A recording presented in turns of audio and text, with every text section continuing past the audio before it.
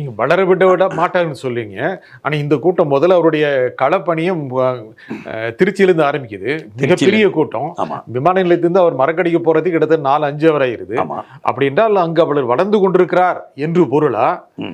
இல்லை அவரை பார்க்க வந்த கூட்டம் தான் கலைந்து சென்று விடும், அரசியலில் நிலை பெற்று விடாது அப்படிங்கிற ஒரு எண்ணமா? இல்லை, வளர்ந்து விட்டு கொண்டு இருக்கிறார் என்பது அவர்களுக்கு தெரியும். ஏன்னா அவங்க குடும்பத்தில் உள்ளவங்கெல்லாம் போயிருக்காங்க. அதாவது திராவிட முன்னேற்ற கழகம் ஆட்சியில் இருக்கிறதுன்னு சொன்னால் திராவிட முன்னேற்ற கழகத்தினுடைய பிரமுகர்கள் அல்லது மனிதர்கள், அந்த குடும்பத்தினுடைய தலைவர்கள், அவர்கள் வீட்டு பிள்ளைங்கள் இருக்காங்களே, இதுவரை அரசியல் பல விஷயங்கள் விவாதித்து வளர்க்கப்பட்டவங்க. நீங்கள் மற்ற கட்சிகள் மாதிரி இல்லை, திராவிட முன்னேற்ற கழகத்தை பொறுத்தவரை கம்யூனிஸ்ட் கட்சி மாரி இந்த விஷயத்தில். அப்போ அப்படி வளர்க்கப்பட்டவர்கள் நாட்டை பார்க்குறாங்க. அப்போ திமுக அதிமுக அவங்களுக்கு போர் அடிக்குது. மீண்டும் மீண்டும் குற்றச்சாட்டுகளுடன் வருகிறது, மீண்டும் மீண்டும் தப்பு நடக்குதுன்னு பார்க்காங்க. மக்களுக்கு எதுவும் சேவை செய்யவில்லையே, மக்களுக்கு போய் சேரவில்லையேன்னு பார்க்காங்க. அப்படி படித்து விட்டு வரவங்க இளைஞர்கள். இந்த டிஜிட்டல் யுக இளைஞர்கள் பொறுத்தவரை எல்லா விஷயங்களையும் வெளியே கற்றுக்கொள்கிறாங்க. தங்களுடைய முதியவர்களிடம் மூலம் அல்லான்னு சொல்கிறாங்க.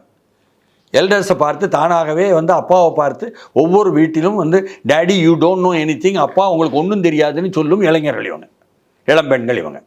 அதனால் இவர்களை பொறுத்தவரை அவர்கள் தங்கள் பாதையை தானாகவே தேர்ந்தெடுத்து, ஏற்கனவே நான் சொன்ன மாதிரி விஜயை கையில் எடுத்துக்கொண்டு இவர்கள் வராங்க.